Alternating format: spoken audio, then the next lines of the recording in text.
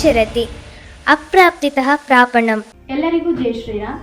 ನಾನು ಸಾನಿಕಾ ಎಸ್ ಉಪ್ಪಿನಂಗಡಿ. ದಿನಾಂಕ 15/6/2024 ಶನಿವಾರದಂದು ಶ್ರೀರಾಮ ಶಾಲೆ ಉಪ್ಪಿನಂಗಡಿಯಲ್ಲಿ ವಿದ್ಯಾರ್ಥಿ ಸಂಸತ್ತು ಚುನಾವಣೆ ನಡೆಯಿತು. ಈ ಚುನಾವಣೆಯಲ್ಲಿ ಒಟ್ಟು 10 ಅಭ್ಯರ್ಥಿಗಳು ಸ್ಪರ್ಧಿಸಿದ್ದರು. ನಾಯಕ ಸ್ಥಾನಕ್ಕೆ ಕುಮಾರಿ ದೀಪ್ತಿ, ಕುಮಾರಿ ಕಾವ್ಯ ಬಿಕೆ ಮತ್ತು ಯಕ್ಷಿತ್ ಜಿ ಇವರು ಸ್ಪರ್ಧಿಸಿದ್ದರು. ಉಪನಾಯಕ ಸ್ಥಾನಕ್ಕೆ ಮನೀಶ್, ಪ್ರಖ್ಯಾತ ಡಿ ಶೆಟ್ಟಿ, ಪ್ರಣವ ನರಸಿಂಹ ಶರ್ಮಾ, ತುಷಾರ್ ಎಸ್ ದೇವಾಡಿಗ. ಶಾಲಾ ಉಪನಾಯಕಿ ಸ್ಥಾನಕ್ಕೆ ಚಿನ್ಮಯ್ ಜೋಗಿ ಕೆ, ಪ್ರತೀಕ್ಷಾ ಜೇರೈ, ಯಶಸ್ವಿ ಕೆ ಸ್ಪರ್ಧಿಸಿದ್ದರು. ಮತದಾನದ ಮತಗಟ್ಟೆಯಿಂದ ನಮ್ಮ ವರದಿಗಾರ್ತಿ ಕುಮಾರಿ ಶಿಲ್ಪಾರವರು ಮತದಾರರು ಮತ್ತು ಅಭ್ಯರ್ಥಿಗಳೊಂದಿಗೆ ಮಾತುಕತೆ ನಡೆಸಿದ್ದರು. ಬನ್ನಿ ಮತದಾನ ಹೇಗಾಯಿತು ಎಂಬುದನ್ನು ತಿಳಿದುಕೊಳ್ಳೋಣ. ನಮಸ್ಕಾರ, ನಾನು ಶಿಲ್ಪಾ. ಇವತ್ತು ಶ್ರೀರಾಮ ಶಾಲೆ ಉಪ್ಪಿನಂಗಡಿಯಲ್ಲಿ ವಿದ್ಯಾರ್ಥಿ ಸಂಸತ್ತು ಚುನಾವಣೆ ನಡೆಯುತ್ತಿದೆ. ಒಟ್ಟು 10 ಅಭ್ಯರ್ಥಿಗಳು ಕಣದಲ್ಲಿದ್ದಾರೆ.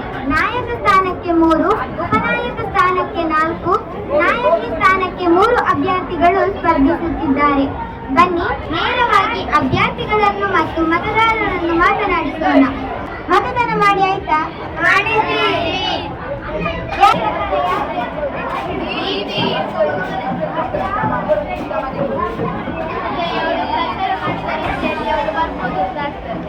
ಮತ್ತೆ ಎಲ್ಲರೂ ಅಂದ್ರೆ ಅವಳಿಗೆ ಹಾಕ್ಬೋದು ಅಂತ ಹಾಕ್ಬೋದು.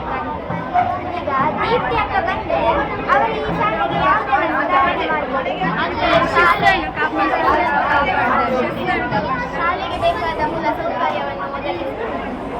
ಅವರಿಗೆ ಎಷ್ಟು ಮತ ಬೀಳ್ಬೋದು ನಿಮ್ಮ ಪ್ರಕಾರ? ದೀಪ್ತಿ ಅಕ್ಕ ಗೆಲ್ತಾರಾ? ನಿಮ್ಮ ಮುಂದಿನ ಯೋಜನೆಗಳನ್ನು ಸ್ವಲ್ಪ ಹೇಳ್ತೀರಾ? ಶಾಲಾ ಶಿಸ್ತಿನ ಬಗ್ಗೆ ಹೆಚ್ಚು ಗಮನ ಕೊಡ್ತೇವೆ. ಮತ್ತೆ ಶಾಲಾ ಊಟದಲ್ಲಿ ರುಚಿಕರವಾದ ಆಹಾರವನ್ನು ಮಾಡ್ತೇವೆ. ಈಗ ಪ್ರೇಯರ್ಗೆ ಹೋಗುವಾಗ ಮತ್ತೆ ಮನೆಗೆ ಹೋಗುವಾಗ ವಿದ್ಯಾರ್ಥಿಗಳು ಶಿಸ್ತಿನಿಂದ ಹೋಗುತ್ತಾರೆ. ಅದಕ್ಕೆ ನೀವೇನು ಕ್ರಮ ಕೈಗೊಳ್ತೀರಿ? ಅಲ್ಲಿಗೆ ನನ್ನ ಸೂಚನೆ ಕೊಟ್ಟು ಅನುಮೋದಕರು ಅಲ್ಲಿ ನಿಂತ್ಕೊಂಡು ಅವರನ್ನೆಲ್ಲ ಶಾಲೆಗೆ ಹೋಗುವಂತೆ ಹೇಳ್ತಾರೆ. ಮತ್ತೆ ಅವರಿಗೆ ಶಿಸ್ತಿನ ಬಗ್ಗೆ ಹೇಳಿಕೊಡ್ತಾರೆ. ಅವರೆಲ್ಲ ಹೇಳ್ಕೊಡ್ತಾರೆ. ಪವಿತ್ರ ಶ್ರಾವಣಿ ಅಂಬಿಯವರೆಲ್ಲ ಹೇಳ್ಕೊಡ್ತಾರೆ. ಅಲ್ಲಿ ಶಾಲೆಗೆ ಹೋಗ್ಲಿಕ್ಕೆಲ್ಲ ಹೇಳ್ಕೊಡ್ತಾರೆ. ಅವರು ಕೂಡ ಶಿಸ್ತಿನ ಇರ್ತಾರೆ. ಹಾಗಾಗಿ ನಾನು ಅವರನ್ನು ನಿಮ್ಮ ಪ್ರಕಾರ ಎಷ್ಟು ಅಂತರದಲ್ಲಿ ಕಾರ್ಯಕ್ರಮ? ಈ ಸಲ ನಿಮ್ಮ ಅಭ್ಯರ್ಥಿ ಗೆಲ್ಲುವುದನ್ನು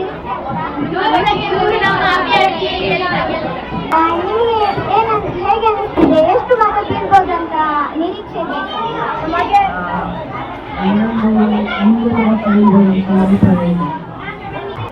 ನಿಮಗೆ ಧೈರ್ಯ ಇದೆಯಾ ಅವರಿಗೆ ಗೆಲ್ಬೋದು?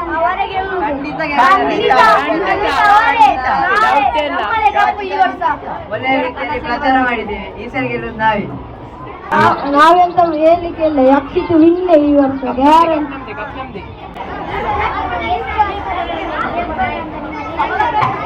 ಓಟಿನ ಅಂತರದಲ್ಲಿ 150 ಅಂತರದಲ್ಲಿ ಗೆಲ್ಲಬಹುದು ಅಂತ ಈ ಸಲ ಕಪ್ ನಮ್ದೆ.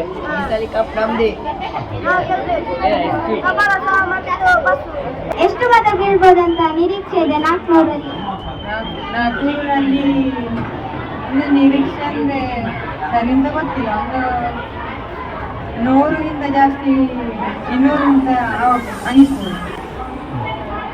ಇದೀಗ ನಮ್ಮ ಜೊತೆ ನಮ್ಮ ಶಾಲಾ ಮುಖ್ಯ ಗುರುಗಳು ಶ್ರೀ ರಘುರಾಮ್ ಭಟ್ ಸಿ ಇವರಿದ್ದಾರೆ.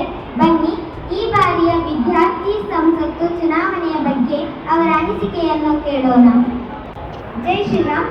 ಈ ಬಾರಿಯ ಚುನಾವಣೆ ಬಗ್ಗೆ ನಿಮ್ಮ ಅನಿಸಿಕೆ? ದೇಶದೆಲ್ಲೆಡೆ ಚುನಾವಣೆಯ ಜ್ವರ ಮುಕ್ತು, ಮತ ಎಣಿಕೆ, ಅದ ನಂತರ ಪ್ರಧಾನಮಂತ್ರಿಗಳ ಆಯ್ಕೆ, ಮಂತ್ರಿಮಂಡಲದ ರಚನೆಯಾಗಿದೆ. ಜೊತೆಗೆ ಇನ್ನೊಂದು ಕಡೆಯಲ್ಲಿ ರಾಜ್ಯ ಮಟ್ಟದಲ್ಲಿ ಹೇಳುತ್ತಿದ್ರೆ ಪದವೀಧರ ಕ್ಷೇತ್ರ ಮತ್ತು ಶಿಕ್ಷಕರ ಕ್ಷೇತ್ರಗಳ ಚುನಾವಣೆ ಸಹ ಜೊತೆಯಾಗಿ ನಡೆದಿದೆ. ಶಾಲೆ ಪ್ರಾರಂಭ ಆದ ಬಳಿಕ ಇದರ ಪ್ರಕ್ರಿಯೆ ಪೂರ್ಣಗೊಂಡ ಕಾರಣ ಮಕ್ಕಳಿಗೆ ಅದರ ಬಗ್ಗೆ ಒಂದು ಆಸಕ್ತಿ ಇತ್ತು. ಅದನ್ನು ಮುಂದುವರಿಸುವ ಉದ್ದೇಶದಿಂದ ಜೊತೆಗೆ ನಮ್ಮ ಮಾಮೂಲಿ ಶಾಲಾ ವಾರ್ಷಿಕ ಚಟುವಟಿಕೆಗಳ ಪಟ್ಟಿಯಲ್ಲಿ ನಮಗೆ ವಿದ್ಯಾರ್ಥಿ ಸಂಸತ್ತು ಸಹ ಬರುವುದರಿಂದ ಅದನ್ನು ನಾವು ಇದೇ ಜೂನ್ ತಿಂಗಳಿಗೆ ಜೋಡಿಸಿಕೊಂಡು ಈ ಬಾರಿ ಮತಪತ್ರದ ಮೂಲಕ ಮತದಾನ ಮಾಡಿದೆ. ಈ ಹಿಂದೆ ನಾವು ವಿದ್ಯುನ್ಮಾನ ಮತಯಂತ್ರ ಬಳಸಿ ಮತದಾನ ಮಾಡಿ ಆ ಅನುಭವವನ್ನು ಮಕ್ಕಳಿಗೆ ಕೊಟ್ಟಿದ್ದೇವೆ. ಆದರೆ ಇತ್ತೀಚಿನ ವರ್ಷಗಳಲ್ಲಿ ಮಕ್ಕಳಿಗೆ ಅದರ ಅನುಭವ ಸಿಕ್ಕಿ ಮತಪತ್ರದ ಅನುಭವ ಸಿಗಲಿಲ್ಲ ಅಂತ ಹೇಳುವ ಕಾರಣದಿಂದಾಗಿ ಈ ಸರ್ತಿ ಮತಪತ್ರದ ಮೂಲಕ ಚುನಾವಣೆಗಳನ್ನು ನಡೆಸಿದ್ದೇವೆ. ನಮ್ಮ ರಾಷ್ಟ್ರ ಮಟ್ಟದ ಚುನಾವಣೆಗಳು ಹೇಗೆ ನಡೀತವೋ ಅದೇ ಹಂತಗಳನ್ನು ಅನುಸರಿಸಿ ನಾವಿಲ್ಲಿ ಚುನಾವಣಾ ಪ್ರಕ್ರಿಯೆಗಳನ್ನು ಮಾಡಿದ್ದೇವೆ.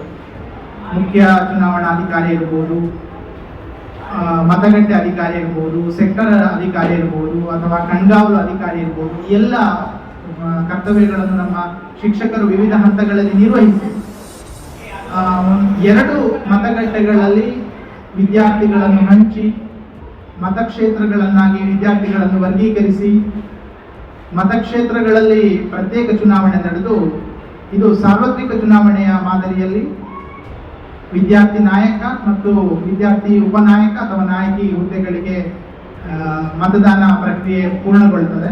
ಪ್ರತಿ ಮತಗಟ್ಟೆಯಲ್ಲಿ ಅಭ್ಯರ್ಥಿಗಳಿಗೆ ಏಜೆಂಟರು ಇದ್ದರು. ಅವರು ನಮ್ಮ ಸಾರ್ವತ್ರಿಕ ಚುನಾವಣೆಗಳಲ್ಲಿ ಹೇಗೆ ಪ್ರಕ್ರಿಯೆ ನಡೀತದೋ ಅದೇ ರೀತಿ ಮತದಾರ ಬಂದ ಕೂಡಲೇ ಅವನ ಹೆಸರು ಕರೆಯುವುದು, ಅವನನ್ನು ಗುರುತಿಸುವುದು, ಈ ಪ್ರಕ್ರಿಯೆಯಿಂದ ಮೊದಲುಗೊಂಡು ಪ್ರಿಸೈಡಿಂಗ್ ಆಫೀಸರ್, ಪೋಲಿಂಗ್ ಆಫೀಸರ್ಗಳು ಶಿಕ್ಷಕರೇ ಇದ್ದು ಅವರು ಅವರ ಕರ್ತವ್ಯವನ್ನು ನಿರ್ವಹಿಸಿದ್ದಾರೆ. ಇನ್ನು ಈಗಾಗಲೇ ಚುನಾವಣಾ ಪ್ರಕ್ರಿಯೆ ಮುಗ್ದಿದ್ದು ಎಲ್ಲ ಮತಗಳು ನಮ್ಮ ಮತಪೆಟ್ಟಿಗೆಯಲ್ಲಿ ಸುಭದ್ರವಾಗಿವೆ. ಪ್ರಾಥಮಿಕ ಶಾಲಾ ಮುಖ್ಯ ಗುರುಗಳು ನಮ್ಮ ಜೊತೆ ಇದ್ದಾರೆ. ಬನ್ನಿ ಅವರಲ್ಲಿ ನಮ್ಮ ಈ ವಿದ್ಯಾರ್ಥಿ ಸಂಸತ್ತು ಚುನಾವಣೆಯ ಬಗ್ಗೆ ಅನಿಸಿಕೆಯನ್ನು ಕೇಳೋಣ. 2024-25 ಶೈಕ್ಷಣಿಕ ವರ್ಷದ ಈ ವರ್ಷದ ಚುನಾವಣೆ ಬಹಳ ಆಕರ್ಷಣೀಯವಾಗಿ ನಡೆದಿದೆ. ಜೊತೆಗೆ ನಾವು ಈ ಸಲ ಸ್ವಲ್ಪ ವಿಭಿನ್ನವಾಗಿ ಆಲೋಚನೆ ಮಾಡಿದ್ದೇವೆ. ಮಕ್ಕಳಲ್ಲಿ ಚುನಾವಣಾ ಪ್ರಕ್ರಿಯೆ ಒಂದು ಒಳ್ಳೆ ರೀತಿಯ ಅನುಭವ ಸಿಗಲಿ ಅನ್ನೋ ದೃಷ್ಟಿಯಿಂದ 5 ಮತಕ್ಷೇತ್ರಗಳಿರ್ಬೋದು, ಅದನ್ನು ಪೌರಾಣಿಕ ಹೆಸರಿನ ಮೂಲಕ ನಾವು ವ್ಯಕ್ತಪಡಿಸಿದೆವು. ಒಂದು ಕೋಸಲ, ಸಾಕೇತ, ಅಯೋಧ್ಯ, ಕಿಷ್ಕಿಂಧೆ, ಸರಾಯು, ಹೀಗೆ ಈ 5 ಮತಕ್ಷೇತ್ರಗಳ ಮೂಲಕ ಮಕ್ಕಳು ಚುನಾವಣೆ ಮಾಡಿದರು. ಇನ್ನೊಂದು ವಿಶೇಷತೆ ಏನಂದರೆ ಮಕ್ಕಳು ಭ್ರಷ್ಟಾಚಾರ ರಹಿತವಾಗಿ ಹೇಗೆ ಚುನಾವಣೆ ಮಾಡಬಹುದು ಅನ್ನುವಂಥದ್ದನ್ನು ಕೂಡ ಈ ವರ್ಷ ನಾವು ಮಕ್ಕಳಿಗೆ ಅರಿವು ಮೂಡಿಸುವ ದೃಷ್ಟಿಯಿಂದ ಮಾಡಿದ್ದೇವೆ. ಯಾವುದೇ ರೀತಿಯ ಒಂದು ಲಂಚ ಕೊಡುವಂಥದ್ದು, ನಾನು ಪೆನ್ನು ಕೊಡ್ತೇನೆ ಅಂತ ಹೇಳುವಂಥದ್ದು, ನನಗೆ ಓಟ್ ಹಾಕು, ನಾನು ಚಾಕ್ಲೇಟ್ ಕೊಡ್ತೇನೆ ನನಗೆ ಓಟ್ ಹಾಕು ಅನ್ನುವಂಥದ್ದು ನಾವು ಈ ಸಲ ಮಾಡಿಲ್ಲ. ಇದರ ಜೊತೆ ಇನ್ನೊಂದು ವಿಶೇಷ ಏನಂದರೆ ನಾನು ಹೇಳಬೇಕು, ಈ ಸಮಯದಲ್ಲಿ ಅಲ್ಲಿ ಮತ ಹಾಕುವ ಸಮಯದಲ್ಲಿ ಮತದ ಅಂದರೆ ಅಭ್ಯರ್ಥಿಗಳ ಪರವಾಗಿರುವಂಥ ಬೆಂಬಲಿಗರು ಯಾರು ಬಂದಿದ್ದಾರೆ ಯಾರು ಬರಲಿಲ್ಲ ಅನ್ನೋದನ್ನು ತಿಕ್ಕಾಕೊಳ್ತಾ ಇದ್ರು.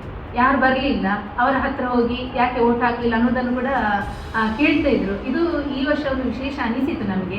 ಜೊತೆಗೆ ID ಅಥವಾ ಆಧಾರ್ ಕಾರ್ಡ್ ಇಲ್ಲದವ್ರಿಗೆ ಯಾರಿಗೂ ಕೂಡ ಮತಕ್ಷೇತ್ರಕ್ಕೆ ಪ್ರವೇಶ ಮಾಡಲಿಕ್ಕೆ ನಮ್ಮ ಪೊಲೀಸ್ನವ್ರು ಬಿಡಲಿಲ್ಲ.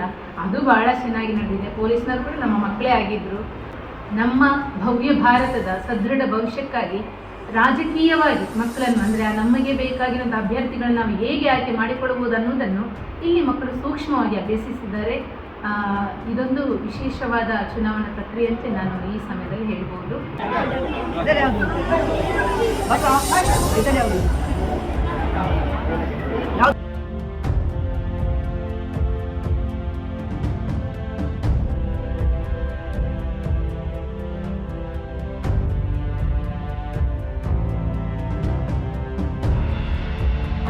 ದೀಕ್ಷಿತ್ ಕುಮಾರ್, ಕ್ರಮ ಸಂಖ್ಯೆ 48.